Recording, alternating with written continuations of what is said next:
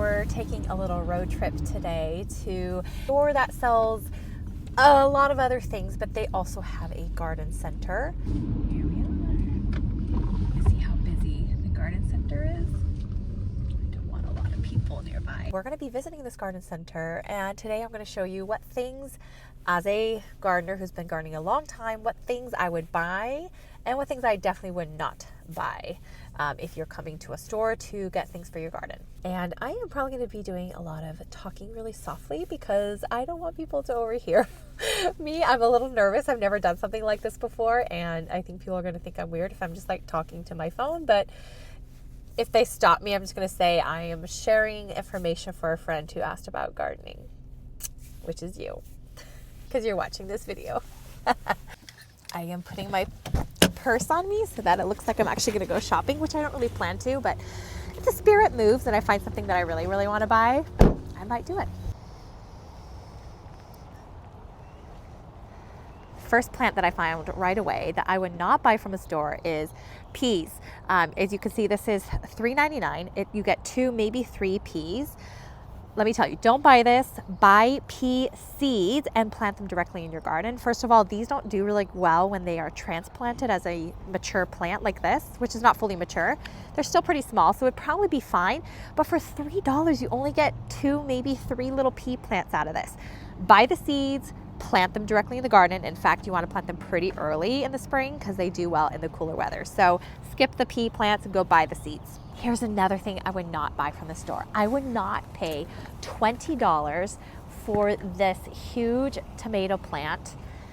It, first of all, is super expensive, and this plant is absolutely huge. People think, oh, the bigger the plant, the sooner it's going to produce. And in some ways, maybe that is correct.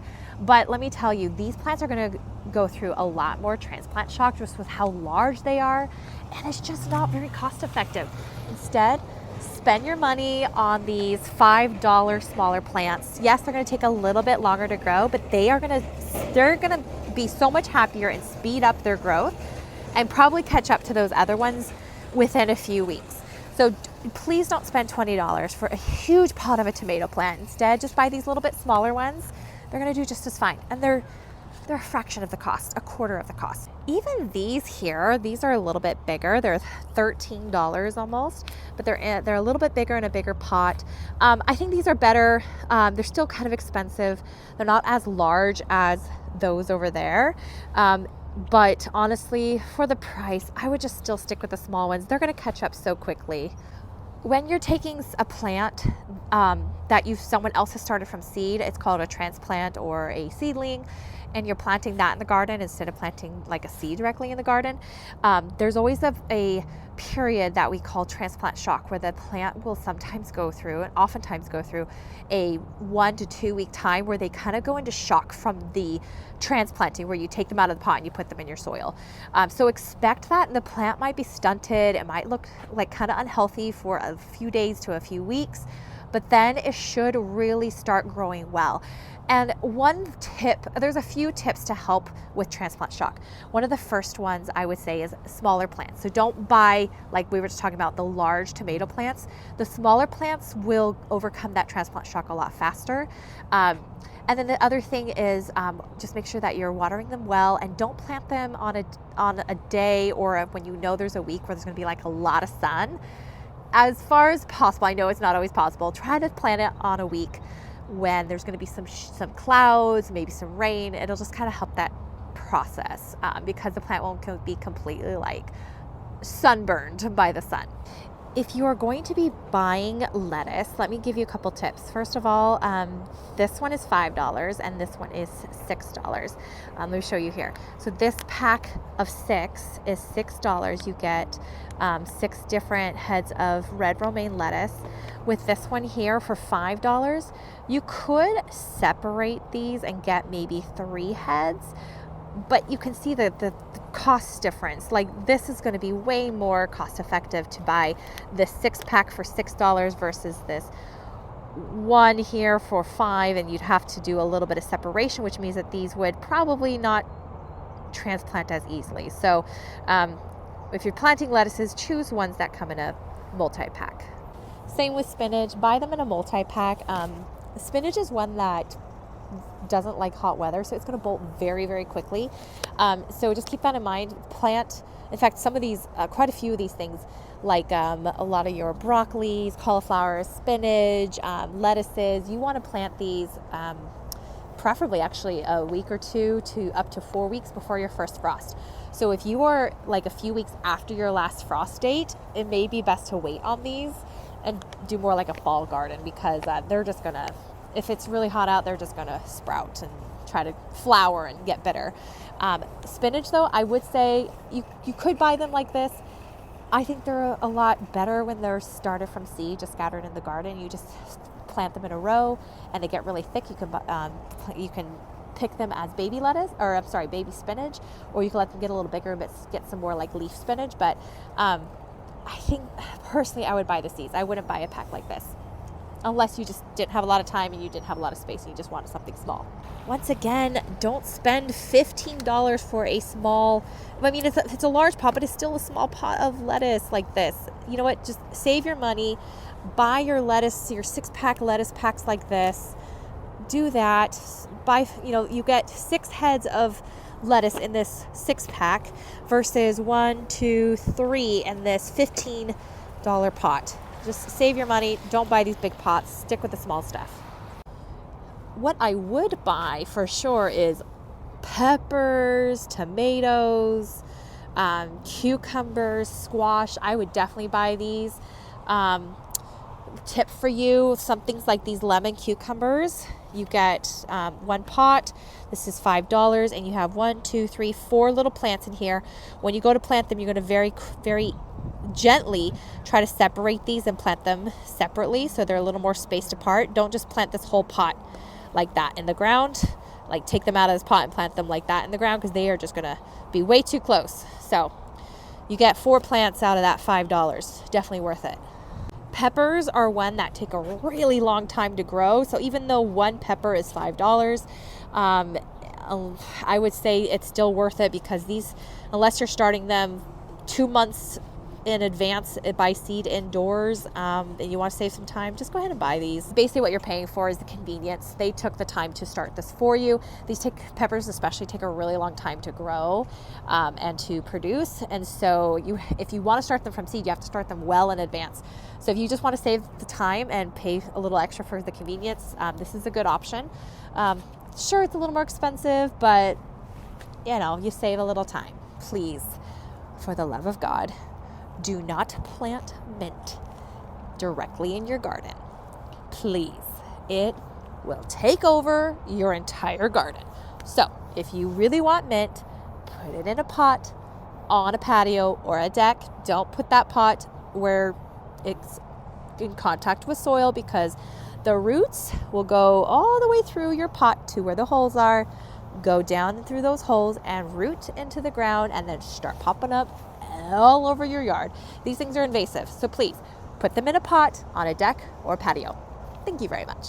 Okay, another saving tip here. I mean, I'm just finding all sorts of things to tell you about. So, okay, $5. You pay for 1 broccoli plant, right? Okay, now let's come up here. Also, same exact broccoli. Broccoli lieutenant, $6, $1 more, and you get a 6-pack, okay? Sure, the plants are a tiny bit smaller, but you get 6 plants for $6 versus 1 for $5. See? Lieutenant broccoli, same exact one, $5 per pot. Please save your money. Buy the 6-pack. They look pretty healthy here. If they look really, really small and not healthy, then maybe invest in the bigger one. But if they look just fine like these, do this.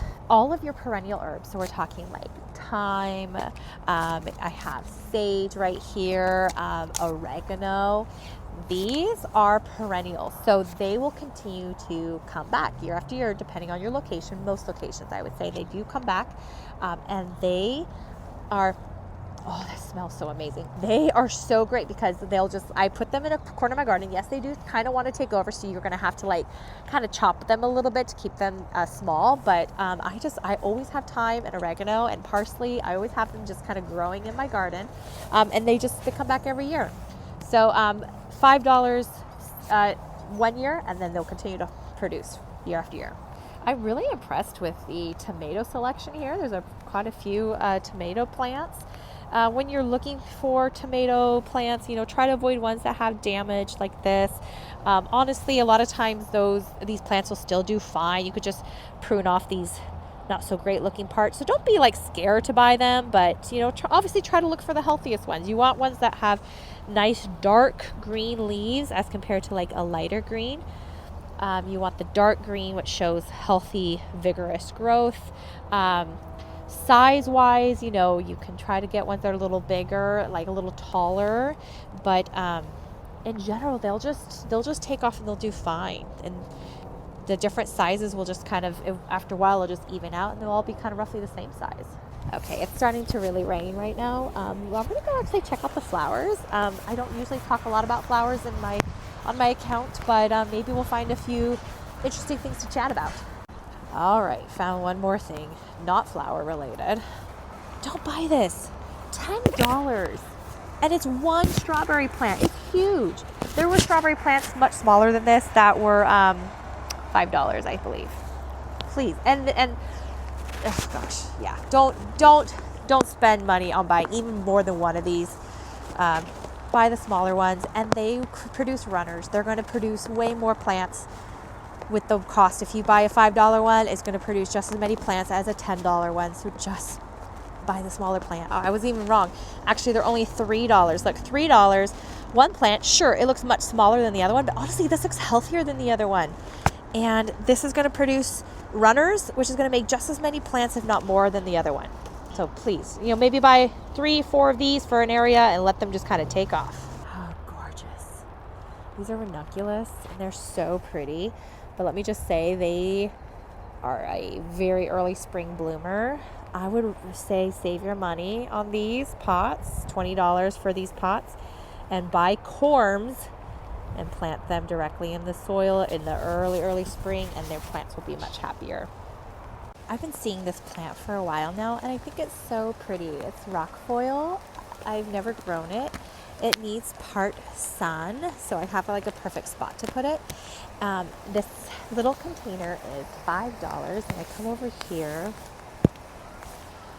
and this is originally what caught my attention, is this one here is much bigger, but it's $10.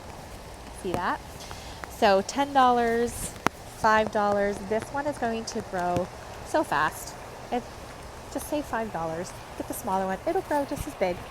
Okay, last thing that is plant related, but it's not a plant, is soil. Sure, you can fill your raised beds with bagged soil like this. But if you're filling a lot of raised beds, honestly, I would just go bulk, buy from a landscape company, get garden soil mix. Much cheaper than trying to buy these bagged ones, and then I don't know, it's a lot of waste too with all that bagging.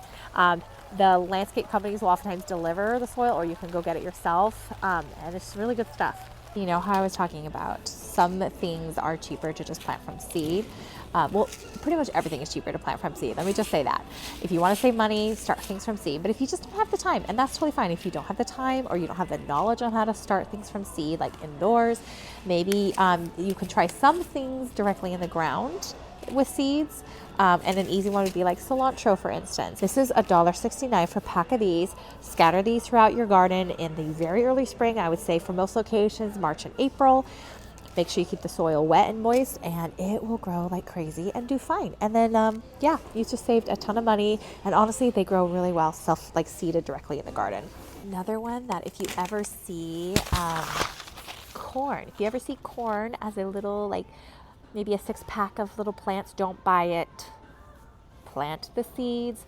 Corn is another one that does not transplant well. And with corn, you need a huge, and I mean huge patch. Okay, not that huge, but you need a pretty good size patch for pollination. So you would have to buy a ton of packs of these little corn plants to make it worthwhile. Good for this store. I did not see any corn plants, although maybe later in the year they would show up. But yeah, just plant the seeds. I have tried growing seed tape. I don't know if you've ever heard of this. It's basically, I don't know if you can see it right there. It's like a tape that is biodegradable and has little seeds spaced perfectly apart, and you just plant the tape. I have tried this. It didn't work that well for me. Maybe it works for you. Honestly, I feel like it's kind of a ripoff. It's $5 for this tape, and it's 230 seeds. I don't know. It just seems like you can buy $2 and get the same amount of seeds, and they'll do just as well, if not better. There's nothing against seed companies or the like I've been showing a lot of things from Burpee. Nothing against Burpee for selling a $10 pot of, one strawberry plant. Now that you know better, you can do better. You can buy things that are going to do just as well, if not better, and save you money. So yeah, hopefully this helps. This is actually really helpful. When to plant outdoors. They actually give you zones on like how to find your own zone. I live right in this kind of yellowish area of Washington State. So, it even tells you like your last frost date, April 1 through April 20. I think mine is actually April 30, but pretty close. They even tell you like plant these direct sown varieties after your frost and these cool weather favorites. So, it actually gives you a lot of cool information right here. Thank you, Burpee. A little wet. And not surprising, I did buy a plant. So this is a perennial. It will continue to come back. I'm going to put this in my shade garden, which actually it gets some sun on one side. So this is a part sun plant. So I will plant it there. So in general, I would say that I was pretty happy with the selection that this store has for plants. They weren't selling like little corn seedlings or carrot seedlings. Like those things do not do well when they're transplanted. And it's so frustrating especially if you're a new gardener and you go to the store and you are like, I'm just going to buy some plants, and you see, let's say you go and you see, oh, hey, look, there's some corn seedlings. They kind of started them for me. So they're growing. They're a little bigger. Like I'll get a head start. I'm going to go ahead and buy this. And then you wonder why you don't get any corn, or maybe their growth is really stunted. And I know that can get really discouraging. I hope that this video is helpful to kind of guide you on like what to buy, what not to buy, how to save money if you are going to go to a store to get plants. Things like we were just talking about with corn, for instance, like don't waste your money on buying little corn starts. Go and get the seeds. So some things do much better if you just go ahead and get the seed packet and start them directly in the soil with seeds. And then other things, yes, like the peppers, they are a better one to just go ahead and buy the plant. Same with tomatoes. If you're not going to start them from seed indoors, then go ahead and buy them from the store. They're a little bigger investment, but they're going to save you a lot of time. And one other thing I wanted to note, if you are going to buy more ornamental plants, which I totally am into. I mean, I just bought an ornamental right here. I always check to make sure that plant is not an invasive species in my state before I buy the plant. So if you're ever wondering what's an invasive plant or like, is this invasive? You can usually pretty quickly Google that plant and say, like for instance, I put in rockfoil invasive species, Washington State, and a bunch of things came up and nothing showed that it was invasive. I even checked like WSU, our university on the eastern side. They have like a whole thing about invasive species in Washington, and it was not listed on there. So I know that this plant is not invasive. This is something that is a good practice to start you doing when you are looking at planting more perennial plants or more ornamentals, because you don't want to add to the problem. You don't want to add to the issues that we're already dealing with invasive species of plants. This was something that I didn't really learn about until I became a master gardener, and they were talking about invasive species like all the time, because we're dealing with so many and so much money is invested in trying to get rid of these plants that are just taking over, and they're smothering out our native species, and they're affecting native pollinators, and they're affecting a lot of our local wildlife. So this is something that I'm becoming a lot more passionate about. Even better than checking to make sure a plant is not an invasive species of plants, even better is to find ones that are actually native to your area, ones that support your pollinators. This is one that doesn't, but I think it's really pretty, and I think it's worth, buying things that you just like, but also maybe buy some that are ones that really support your local wildlife. Okay, I hope this video was helpful. I am going to head on home and get out of the rain here. And happy gardening. Go out and grow something. God bless.